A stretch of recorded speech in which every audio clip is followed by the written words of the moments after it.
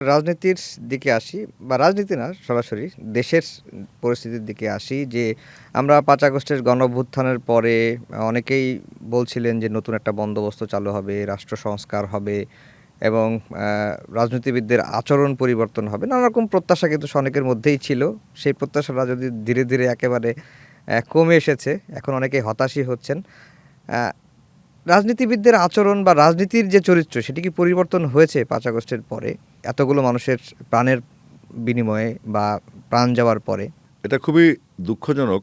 আমরা ৫ই আগস্টের পরে যেই সরকার গঠিত হয়েছে, সেই সরকারের যেই নিয়োগগুলো ছিল বিভিন্ন উপদেষ্টা, সেখানে আমরা দেখেছি এটা একটা ক্লাবের মতো হয়ে গেছে। হ্যাঁ? এবং তারা নিজের একটা কোরাম এবং সবাই খুব বয়স্ক। বিপ্লব করবে তরুণরা, প্রাণ দিবে তরুণরা। হুম, আর দেশ চালাবে সিনিয়ররা, তাদের অভিজ্ঞতা থাকে। কিন্তু যারা এখানে আছেন সেখানে অভিজ্ঞ বলতে কিছু নেই। তারা আসলে এনজিও চালায় আসছেন বা বিভিন্ন সংস্থায় কাজ করে আসছেন, যেটাতে রাষ্ট্রের সাথে যায় না। হুম, রাষ্ট্রের পালস বুঝতে হলে রাজনীতিতে অ্যাক্টিভিস্ট আছে, রাজনৈতিক অ্যাক্টিভিস্ট যারা দেশের মানুষের মনের ভাষা বোঝে, মানুষ কি ভাবতে চায়, হুম, মানুষের আশা-আকাঙ্ক্ষা, আইন শৃঙ্খলা পরিণতি, রাষ্ট্র ব্যবস্থা, জিনিসপত্রের দাম সবকিছু মিলিয়েই তো রাষ্ট্র। তো হুম, দেখা যাচ্ছে এই সরকারের কয়েকটা ডিপার্টমেন্ট যে খারাপ ভালো করছে না সেটা বলা যাবে না, হুম, কিন্তু বেশিরভাগ ক্ষেত্রেই এই সরকারের ডিপার্টমেন্টগুলো ব্যর্থ, বিশেষ করে আইন শৃঙ্খলা এবং এই আমি দেখেন রাস্তার ম্যানেজমেন্ট, যে দেখেন এই যে রাস্তা ভর্তি এই ব্যাটারি চালিত গাড়ি, প্রতিদিন কত মানুষ আহত নিহত হচ্ছে। হুম, আর আমাদের আইন না মানার একটা প্রবণতা আছে। তো আমরা ভেবেছিলাম হয়তো এই ইন্টারিম গভর্নমেন্টের সময় এমন কিছু বৈপ্লবিক পরিবর্তন আসবে, যেটা আমাদের জীবনবোধ এবং আমাদের জীবনের চলাফেরার যেই জায়গাগুলি আছে সেখানে একটা শৃঙ্খলা আসবে, আমরা ডিসিপ্লিন থাকবো। কিন্তু এগুলি কিছুই হয়নি, উল্টো একটা হযবরল অবস্থা হয়ে গেছে। তো এখন আমাদের একটাই লক্ষ্য, কোনোভাবে নির্বাচনটা হয়ে গেলে, নির্বাচনটা হওয়ার পরে একটা নির্বাচিত সরকার দেশে আসবে, তখন যদি আমরা কিছু আশা করতে পারি। কিন্তু বিপ্লবের পরে আমরা যেই এক্সপেকটেশনটা ছিল সেটা আমরা আসলে পাইনি। না কিন্তু আপনি বলছেন যে তরুণরা বিপ্লব করলো অথচ সিনিয়ররা দেশ পরিচালনার দায়িত্ব পেল। কিন্তু তরুণদের অবস্থা কি?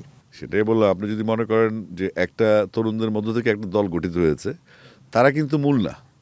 এই বিপ্লব কিন্তু সবার। সবার? এই বিপ্লবে যারা গুলিবিদ্ধ হয়েছে, যারা আহত হয়েছেন, যারা শহীদ হয়েছেন, এবং অংশগ্রহণকারী প্রত্যেকটা বাবা মা সন্তান, স্কুল স্টুডেন্ট, কলেজ ইউনিভার্সিটি সবাই এই বিপ্লবের সাথে সম্পৃক্ত।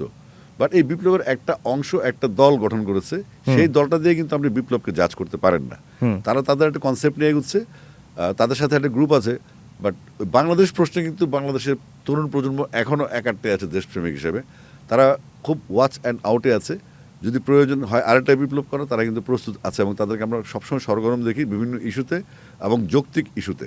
হুম, এবং তারা কিন্তু সলিডলি তাদের কথাগুলো ডেলিভারি করছে, তারা তাদের দাবিগুলো জানাচ্ছে। কিছু কিছু ক্ষেত্রে অযৌক্তিক কিছু থাকে, আবার কিছু কিছু ক্ষেত্রে এমন যৌক্তিক ইস্যু থাকে যে দেশপ্রেমের ব্যাপারে, দেশের সার্বভৌমত্বের ব্যাপারে, সেগুলো কিন্তু অ্যাভয়েড করার কোনো উপায় নেই। তো হুম, সুতরাং আমাদের তরুণ প্রজন্ম এখনও জেগে আছে।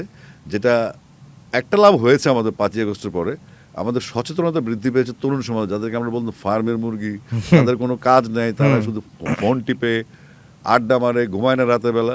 কিন্তু আমরা দেখলাম উল্টা হিসাব, তাই না? হুম, তো সুতরাং একটা প্রজন্ম যেহেতু জেগে গেছে, এই প্রজন্মটা কন্টিনিউ করবে, তারপর আরেকটা প্রজন্ম আসবে, যেটা আলফা বলি আমরা, আলফা জেনারেশন। হুম, তো সুতরাং তাদের সাথে আমি কথা বলি, যারা ১১ বছর বয়স, ১৪ বছর বয়স, হুম। এরকম যারা, তারাও কিন্তু দেশের ব্যাপারে খুব টনটনা প্রেস্টিজ। তো এটা হচ্ছে একটা পজিটিভ সাইন। যদি রাষ্ট্র ক্ষমতায় যেই দলে আসুক না কেন, তাদেরকে অবশ্যই তারুণ্যের যে ডিমান্ডটা, স্বাধীন সার্বভৌম বাংলাদেশে যে কনসেপ্টটা তারা লালন করে দেশপ্রেমের নিরিখে, সেটা কিন্তু সমুন্নত রাখতেই তার হবে। মানে আপনি বলতে চাচ্ছেন যে গণঅভ্যুত্থানের যারা অংশীজন ছিল ৫ আগস্টের পরে দেখলাম যে তারা তাদের নিজ নিজ এজেন্ডায় ফিরে গেল। নানা কারণে বিভক্ত হয়ে গেল রাজনৈতিক মতভেদ, মতাদর্শের কারণে। তাদের মধ্যে তারা বিভক্তি থাকলেও তারা দেশের প্রশ্নে এক। দেশের প্রশ্নে এখন এক থাকা হচ্ছে একটা ফরজের মতো হয়ে গেছে। কারণ তরুণ প্রজন্ম কিন্তু তাদের চোখ কান খোলা আছে, এবং এদের বয়স ২২, ২৩, ২৪, ২৫। এরা কিন্তু ২৫, ৩০, ৪০, ৫০ বছর আরও দেশের জন্য থাকবে। তারাও একসময় সিনিয়র হবে, তারাও রাষ্ট্রের দায়িত্বে আসবে, তারা রাষ্ট্র পরিচালনা করবে, তারা অভিজ্ঞ হবে তখন।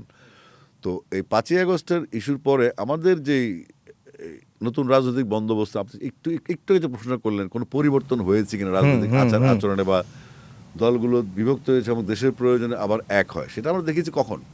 যখন বেগম খালেদা জিয়া জীবিত ছিলেন, এবং উনি যখন আহ্বান করলেন মানুষকে, আমরা সুশৃঙ্খলা চাই, আমরা হুম। কোনো হিংসা প্রতিহিংসা নয়, ভালোবাসা দিয়ে এক্স্যাক্টলি। জ্ঞান তো সে ভিত্তিক। তখন ওনার কথাগুলি খুব কাজে লেগেছে। এখন বাংলাদেশ অভিভাবকহারা এসছেন জনাব তারেক রহমান, এবং তিনিও খুব সফটলি হ্যান্ডেল করছেন, এবং তিনিও বলতে চাচ্ছেন পরিষ্কারভাবে যে আপনারা সমালোচনা করেন যেটা দেশের জন্য কাজে লাগবে।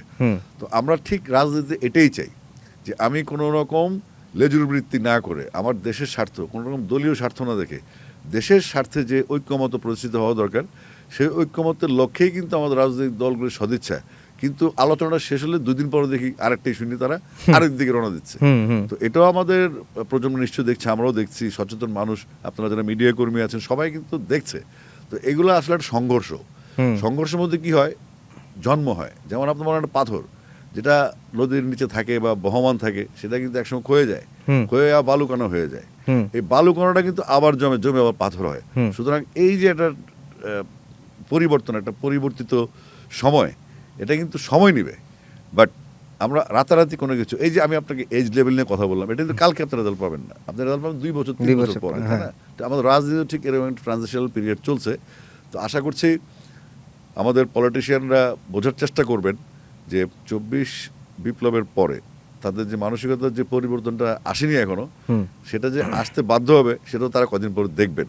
তা এর চাইতে সচেতন হওয়া ভালো, এবং আমরা জাতীয় ঐক্যমত হোক বা না হোক, অন্তত জাতীয় স্বার্থে ঐক্যমত চাই।